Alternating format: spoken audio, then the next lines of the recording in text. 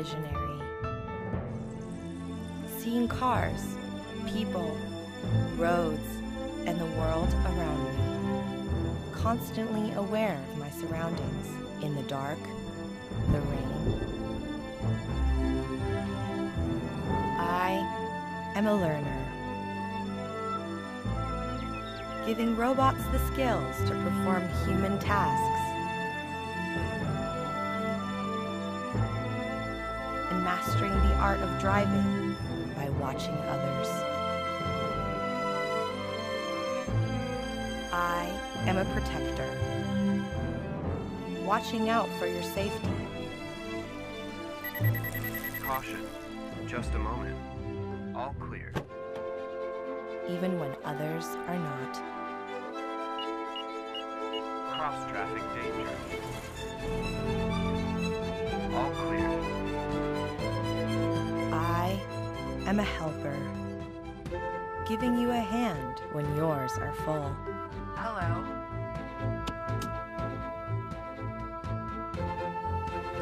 And assisting the disabled in their homes.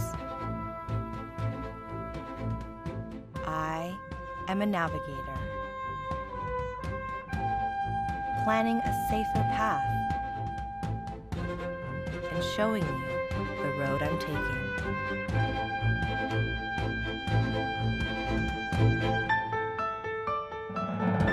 I am a creator, powering robots that make the things we need.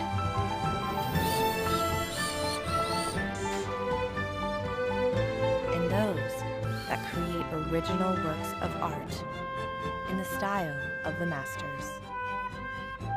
I am even the composer of the music you're hearing.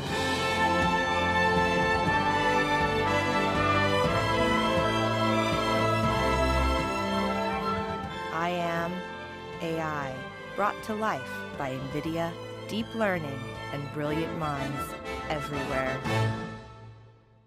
자, 여러분, 그 ETV 세션 2는요, 엔비디아의 코리아의 차정훈 상무님 모셨습니다. 안녕하세요. 안녕하세요. 네네.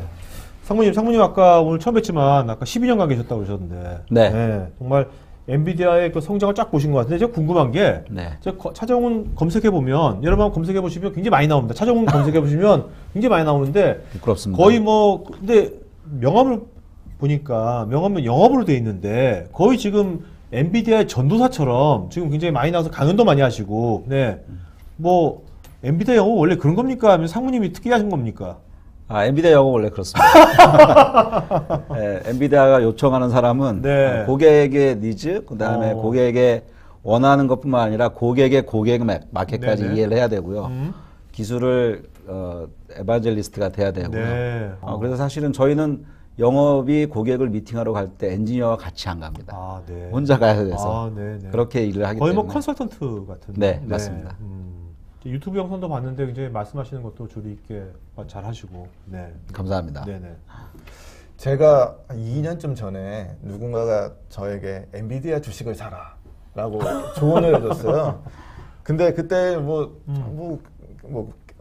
게임기에 들어가는 거 만드는 회사 이렇게만 생각하고 있어서 왜 엔비디아를 사라고 하지? 라고 하고 넘어갔는데 그 뒤로 2년 동안 주식 그래프를 보니까 장난이 아니더라고요. 도대체 엔비디아가 이렇게까지 성장할 수 있는 그 배경은 뭘까요? 네. 저희 와이프한테도 제가 그 질문을 받았거든요. 네네. 네. 저희 와이프는 이제 그게 아주 바로 임팩이 있지 않습니까? 네네. 저희 와이프한테 뭐라고 대답을 했냐면 저희는 저희가 하고 싶은 걸 했습니다. 네. 무슨 말씀이냐면 데이터가 많아지고 빅데이터가 시대가 오면 그 데이터를 효과적으로 처리할 수 있는 병렬 컴퓨팅 네. 시대가 분명히 올 것이다. 그리고 그 병렬 컴퓨팅 시대를 우리가 잘 준비하면 네. 분명히 우리한테도 기회가 올 것이라고 생각을 했고요.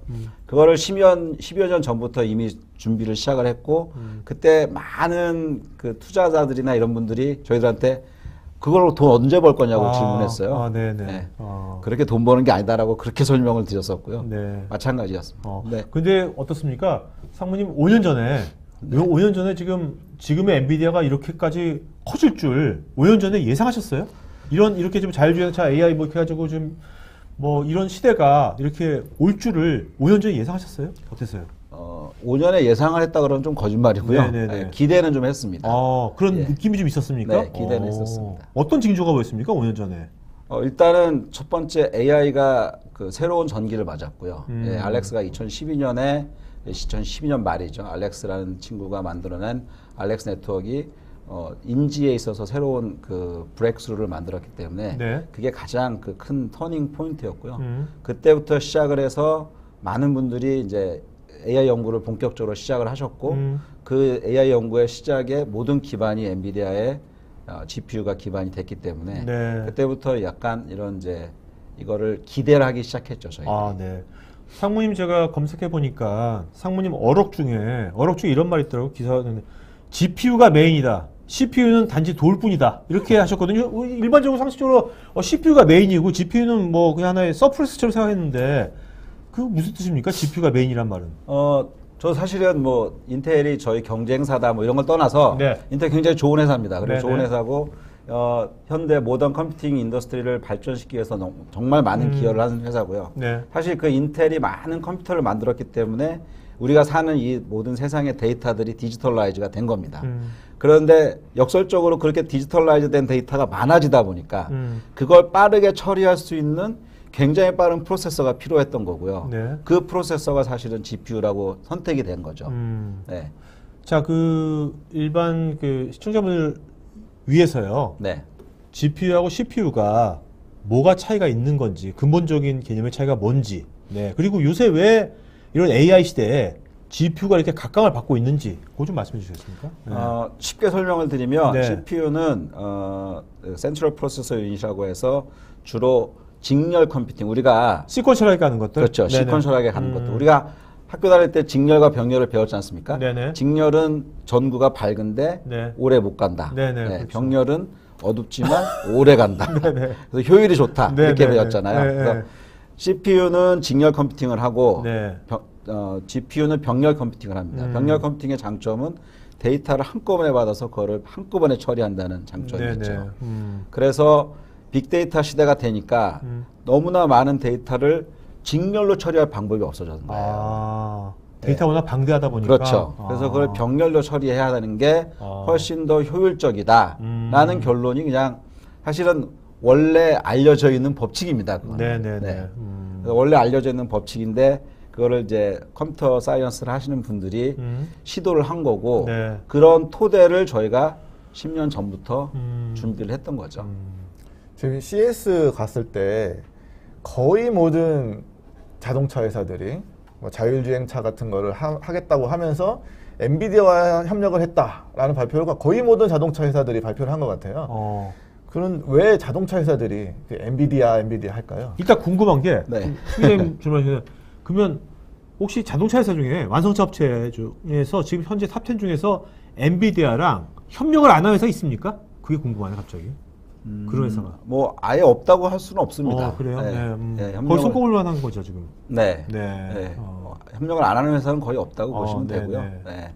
그런데 그 여러 가지 이유 중에 원래 자율주행 자동차는 저희가 80년대 말부터 달려라 키트를 받지 않습니까? 예. 정격 제트 작전에서 키트가 나왔기 때문에 모든 사람들의 꿈속엔 다 있었습니다. 네네. 그리고 어떻게 하는지도 다 알고 있었어요. 제가 쉽게 자율주행 자동차를 설명을 하면 주변 환경을 인지하고요. 그래서 내가 가는 길을 판단해서 조정을 하면 돼요. 네네. 자동차를 제어를 하면. 네네. 그 세 가지, 인지, 판단, 제어, 이 세 가지를 하면 되는데, 심각하게 문제가 됐던 게 판단을 하는 게 너무 어려웠던 거죠. 판단의 모든 근거들이 빅데이터였어요. 네네. 카메라로 사진을 찍어야 그렇죠. 되고요. 네. 레이더나 라이다로 데이터들을 받아야 되는 거죠. 그런 문제들이 해결이 되기 시작한 게 엔비디아의 GPU이기 때문에 자동차 회사들이 이제 엔비디아랑 많은 일을 하고 있는 거죠. 네. 지금 그 자율주행차 보니까 뭐 레벨 3, 4, 5. 5가 완전 문인 것 같고 3, 4는 어떻게 다른 겁니까? 3하고 4는? 레벨 3는 네. 그 하이웨이 즉 고속도로에서 네. 자율주행을 하는 겁니다. 어느 정도 정해진 프레임에서? 네, 고속도로. 네네. 고속도로에서. 네. 그리고 우리로 생각하시면 톨게이트가 있는 고속도로. 네네. 네. 그다음에 레벨 4는 고속도로하고 그다음에 그냥 일반 도로까지 포함되어 있는데요. 네네. 대신에 확실하게 포인트를 찍습니다. 아, 네, 고PD님이 오늘 고PD님 이 스튜디오에서 집까지 네네. 이렇게 포인트만 찍어서 그런 에리어만 자율주행이 가능한 거. 네네네. 이걸 레벨 4라고 하고요. 네네. 그다음에 이제 그런 포인트가 없이 모든 데를 할 수 있는 게 이제 레벨 5라고 보시면 됩니다. 네. 언제쯤 레벨 5가 되나요? 아까 젠스망이 그러셨다잖아요. 아까 첫 번째에서 5년 내에 한다고. 예. 네, 5년 내에 하고 싶겠죠. 네. 저도 하고 싶습니다. 네네네. 하지만 혼자 할 수는 없는 거고요. 또 법적인 규제도 있는 거니까 또. 네. 예. 저희 사실 우리는 그 여러 자동차 회사들 중에 특히 현대차, 현대기아차에 대한 관심이 많잖아요. 그 현대기아차와의 그 엔비디아 협력은 어떻게 되고 있나요? 현대기아차는 기본적으로 빠르게 그다음에 대중적인 차를 만들어서 그다음에 적정한 가격에 그 차량을 빨리 공급하실 수 있는 능력을 갖고 있는 회사입니다. 네. 예, 그리고 엔비디아도 그런 장점들을 현대자동차의 장점을 알고 있기 때문에 다양한 분야에서 협력을 하고 있고요. 자율주행차 관련돼서도 계속적인 그 디스커션을 진행 중에 있습니다. 지금 아까 완성 잡체들이 굉장히 많이 엔비디아랑 전략적 제휴를 많이 하고 있는데 이번 CES도 많이 발표도 하고 가장 먼저 뭔가 자율주행차를 좀 이렇게 완성된 거를 어나운스 한다 그럴까? 출시 예정인 회사는 어디입니까? 자동차 회사 중에서. 제가 이걸 자세히 말씀드릴 수 있는 상황은 아닐 거고요. 네네네. 예, 그동안 저희랑 많은 회사가 이제 발표를 했는데, 네.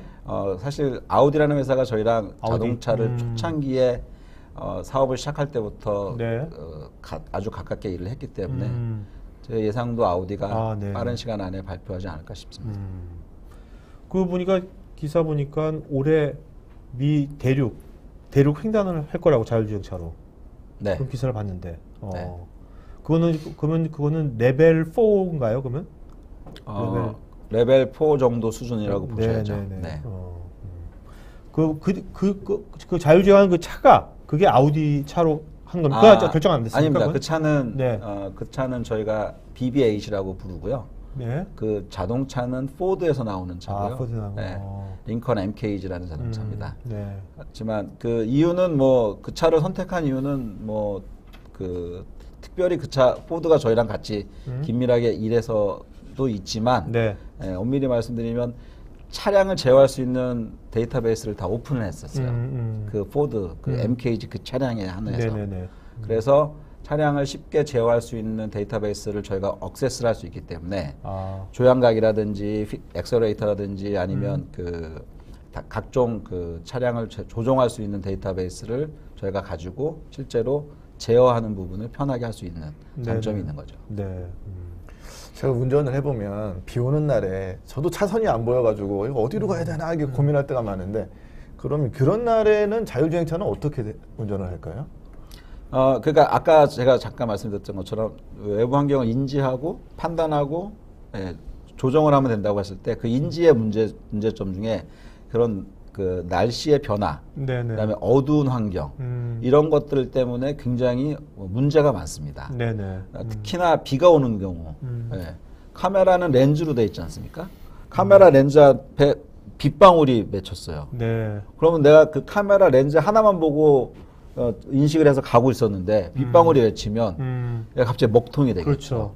그래서 다양한 센서들을 어떤 리던던트 개념으로 계속 운영을 해야 됩니다.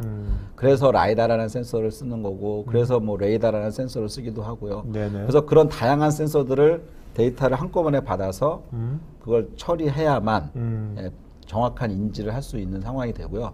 말씀하신 것처럼 비가 오거나 혹은 야간처럼 이렇게 광원이 굉장히 약해서 어려운 경우, 이런 경우에도 자율주행을 해야 되기 때문에 네네. 그런 경우에는 이제 그런 다양한 센서를 퓨전을 해서 사용을 해야 됩니다. 어쨌든 간에 그렇게 굉장히 열악한 환경에서는 사람도 사실 쉽지 않잖아요. 그렇죠. 네. 근데 어쨌든 지금 자율주행차는 이제 사람보다 그런 열악 환경에서 훨씬 더 잘 운영을 하는 것을 목표로 하는 거죠. 그렇죠. 그렇지 않으면 사실은 길에 나가면 굉장히 문제가 많이 발생할 수 있겠죠. 그렇죠. 네. 지금 요번에 CS 갔다 오셨습니까? 네. 사모님도. 그러면 요번에 이제 아까 젠슨왕 그 발표도 보셨을 거고 네. 엔비디아 무슨 뭐 다른 데도 좀 봤었을 텐데 그 상무님은 여기 CES가 가셔서 가장 크게 좀 이렇게 느꼈던 거나 했던 건 뭡니까?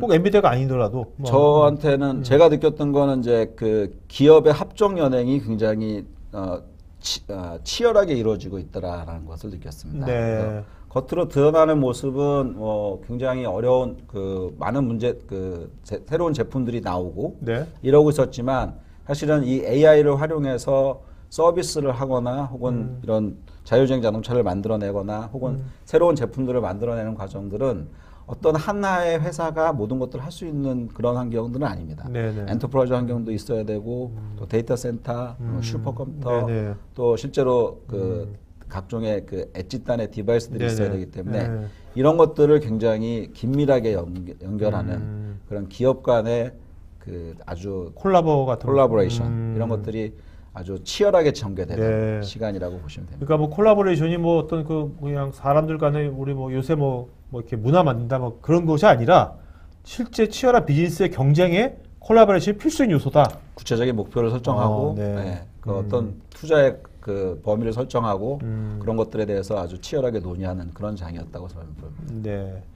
그렇다고 한번 요번에 2018년 CES에서 그 엔비디아가 발표한 것 중에 뭐 특이한 거 어떤 게 있었나요? 좀. 저희가 발표했던 것들 중에서 가장 특이했던 건 네. 그 자율주행 자동차 개발을 위한 여러 가지 그 엔터프라이즈 레벨의 솔루션. 네. 즉 다시 말씀드리면 우리가 자율주행 자동차를 생각하실 때 항상 빠지기 쉬운 착각이 자동차만 개발하면 되는 거라고 생각하세요.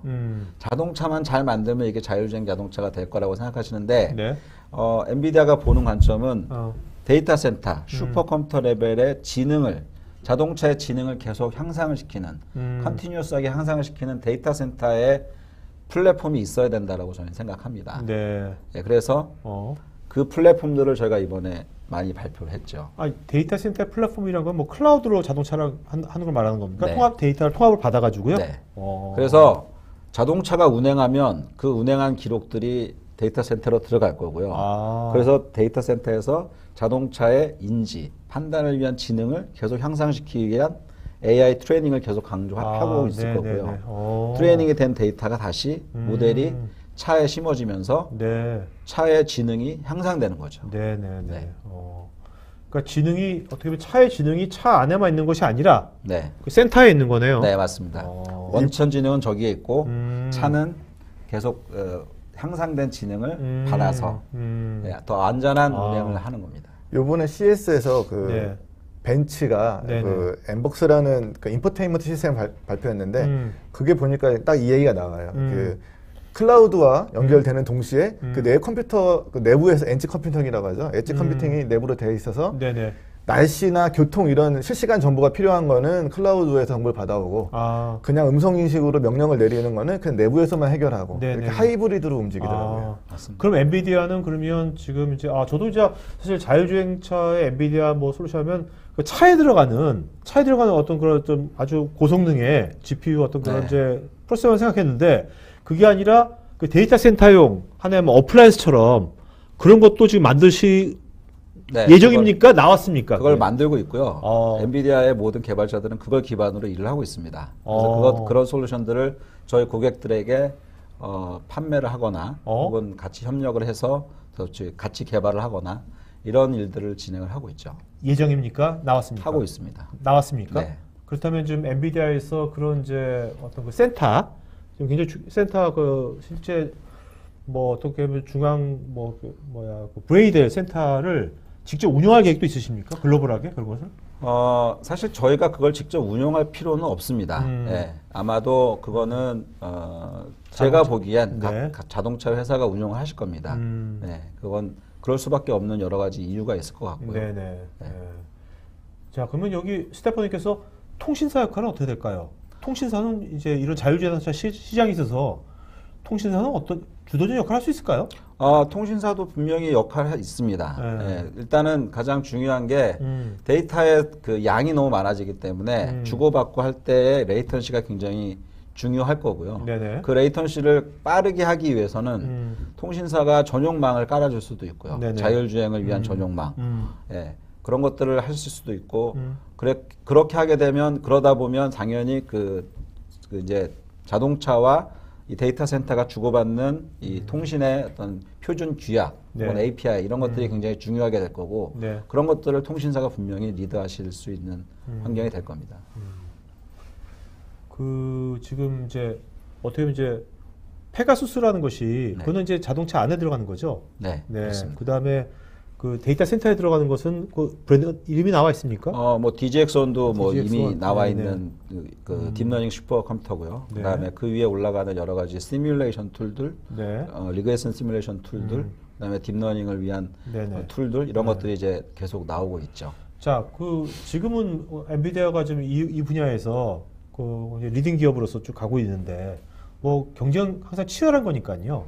지금 앞으로 엔비디아에서 봤을 때 뭐 이거 뭐 상문이 개인적 관점에서 어디가 요즘 경쟁이 이상한 데서 경쟁이 치고 들어오지 않습니까? 그 어떤 앞으로 새로운 경쟁이 어디서부터 나올 거라고 보십니까?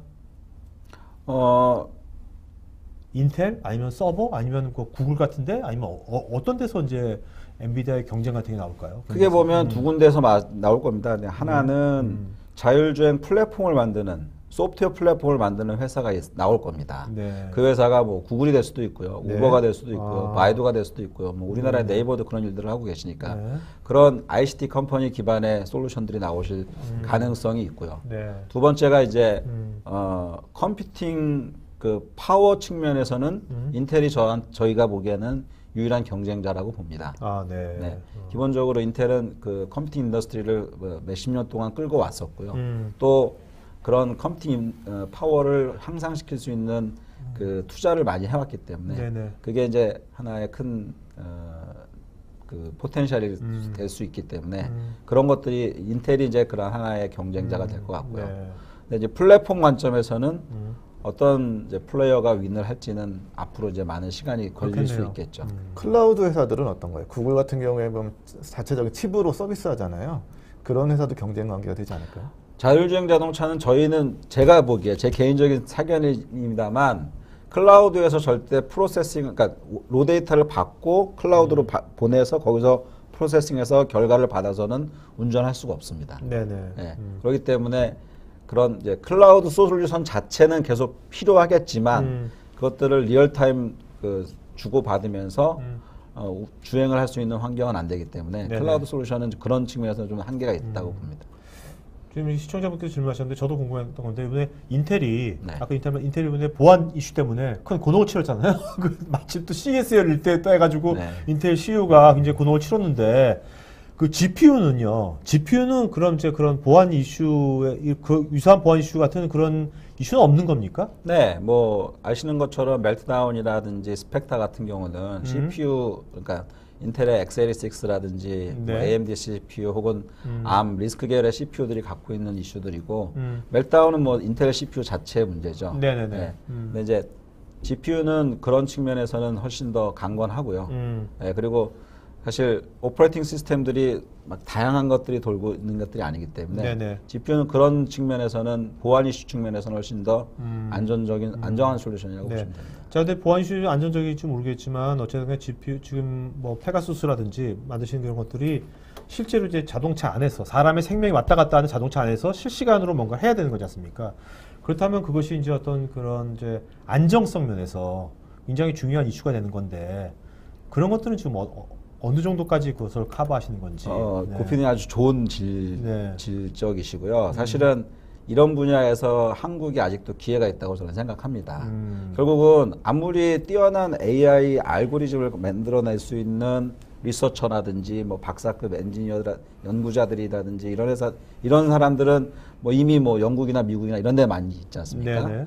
그리고 사람 숫자는 중국이 훨씬 많죠. 그렇죠. 근데 기본적으로 한국에 있는 엔지니어들은 또 한국에 있는 연구자들은 굉장히 성실하고 또 많은 그 시도를 할 수 있는 그런 네. 어떤 그런 헌신성들이 있기 때문에 사실은 자율주행 자동차를 만드는 과정은 알고리즘은 10이고요. 사실은 그런 엔지니어링이 90입니다. 아, 네. 네, 그런 밸리데이션을 하고 테스트를 하고 안정성을 검증하고 이런 과정들이 90이고요. 네네. 또한 AI 자체도 마찬가지입니다. AI의 결국은 아웃풋은 확률이거든요. 네네. 이게 내가 카메라로 찍어서 저게 고PD님이 될 확률이 95%다. 그렇죠. 혹은 90%다 이렇게 나오는데 그 확률을 높이는 방법은 많이 던지는 방법밖에 없습니다. 네. 주사위가 주사위를 한 번 던졌을 때 1이 나올 확률이 6분의 1이라는 건 누구나 알고 있잖아요. 네네. 근데 6분의 1이라는 숫자가 진짜 나오려면 10,000번 던져야 되고 100만 번 던져야 되고 1억 번 던져봐야 돼요. 네네. 네, 그럼 6분의 1로 점점점 수렴해 네네. 가죠. 네. 마찬가지로 AI도 그렇게 시도를 많이 해봐야 우리가 원하는 안정적이고 간과한 네네. 알고리즘으로 가는 겁니다. 그래서 그런 측면에서 한국이라는 나라가 아직도 기회가 있다. 아. 저는 그렇게 생각합니다. 그러니까 AI의 엔지니어링 쪽의 면에서 맞습니다. 네. 플랫폼보다는 맞습니다. 어떻게 보면. 네. 그래서 그런 엔지니어링적인 측면을 빨리 해서 네. 정말 빠르게 저희가 시장에 진출할 수 있다면 네. 네, 그런 주도권들을 계속 가져갈 수 있다. 저희는 생각을 합니다. 네. 자, 물론 이제 지금 GPU가 지금 좀 하신 게 이제 그 시스템이 자율주행차에 많이 지금 처장이 되고 있지만 그것이 자율주행차뿐만 아니라 앞으로 이제 뭐 그래픽 카드 말고요. 그런 쪽 말고 이제 새로운 이제 분야 쪽에 자율주행차 말고 좀 크게 보시는 분야가 있다면 어떤 분야가 있는지 전략적으로. 네. 자율주행차 말고는 저희가 이제 전략적으로 크게 보고 있는 거는 이제 크게 보면 엣지와 클라우드로 나눠서 보면 네. 엣지 쪽에 다음 큰 오퍼튜니티는 저는 로봇이라고 생각을 하고요. 로봇. 네.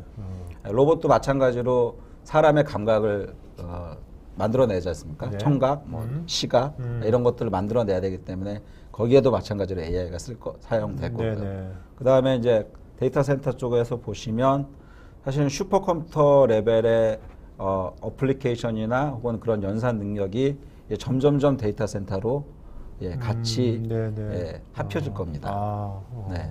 그래서 아까도 말씀드렸지만 데이터 양이 많아지면서 네네네. 많아진 데이터 양을 빠르게 처리해서 우리가 원하는 목표를 만들어내야 되거든요.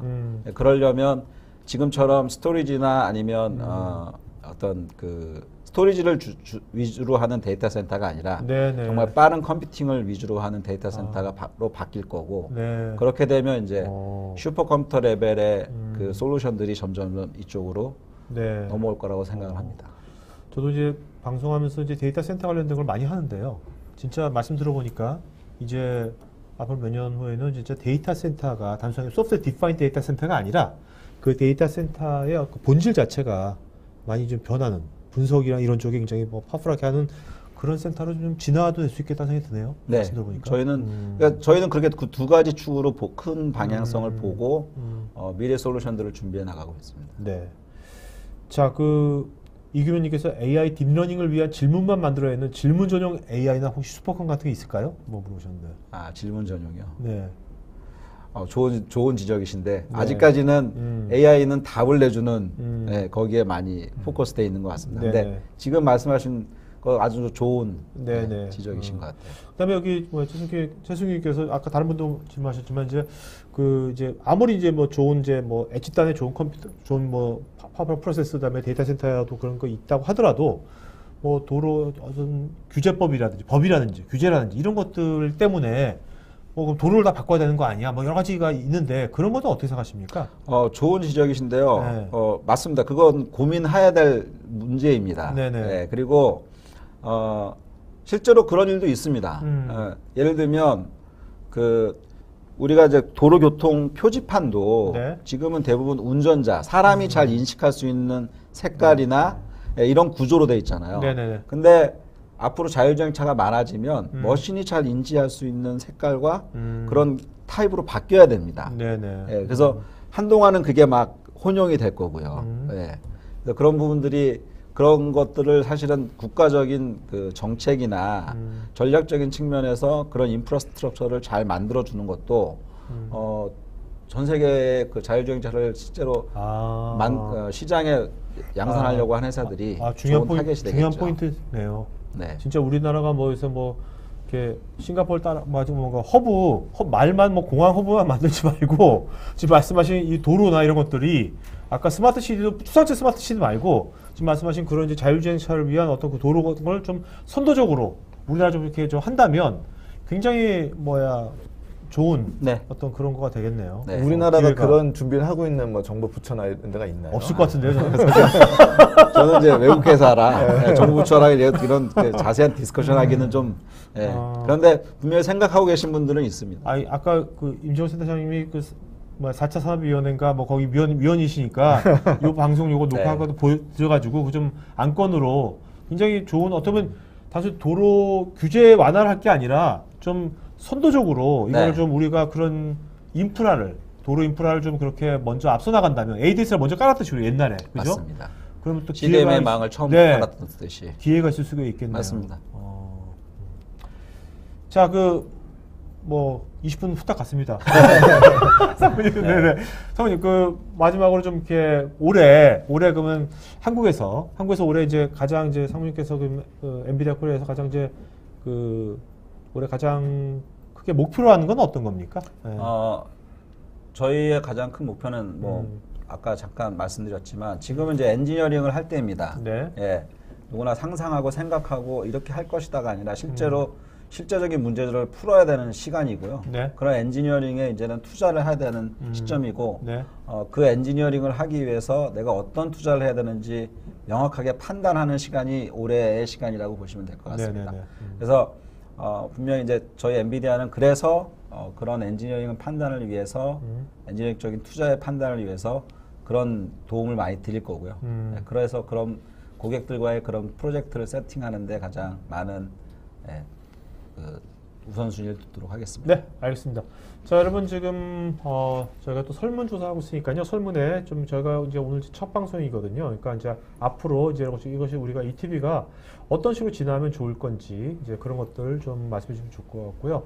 그 다음에 지금 바로 지금 끝나기 전에 이제 행사들 2월달 행사들 이제 이것도 좀 저희가 좀 안내해 드리려고 그래요. 그래서 좀 안내 좀 두 가지 행사 안내해 드릴게요.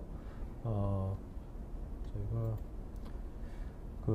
2월 7일 날 수요일 날 1시에 이제 판교 성남산업진흥재단 정자역이죠. 대강당에서 이제 ERP도 이제 렌탈로 하는 시대가 온 것 같습니다. 영리머 소프트랩하고 한국 렌탈이 하는 그 행사가 있으니까 관심 있는 분들은 2월 7일 날 수요일 날 1시입니다. 네. 자, 그다음에 2월 27일 날 화요일 날 2시부터요. 성수동 사마 디지털 벤처타워에서요. 3D 프린터가 관심 있는 분들한테 제1회 산업용 3D 프린터 오픈하우스가 있습니다. 그래서 관심 있는 분들은 3D 프린터 관심 있는 분들은 참여하시면 좋을 것 같습니다. 그래서 앞으로 저희가 이제 계속해서 이런 식으로 좀 행사라든지 다양한 세미나들 오프라인으로 하는 것도 되게 많지 않습니까? 그런 것들 저희가 맨 마지막에 방송 마지막에 공유하는 시간 갖도록 하겠습니다. 자, 오늘 이걸로 방송 마치도록 하겠습니다. 고맙습니다. 고맙습니다. 네네. 고맙습니다. 수고하셨습니다.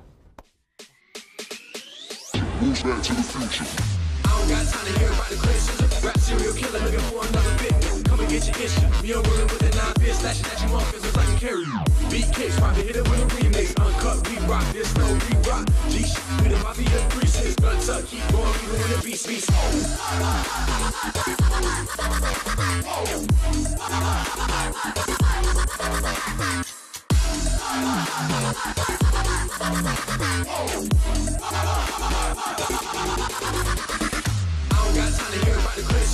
Serial killer looking for another victim. Come and get your issue. Me on rolling with the 9-5 slashing at you motherfuckers like I can carry you. Beat kicks, probably hit it with a remix. Uncut, we rock this, we rock. G-shit, we the mafia 3-6. Gun tuck, keep going, even when the beast.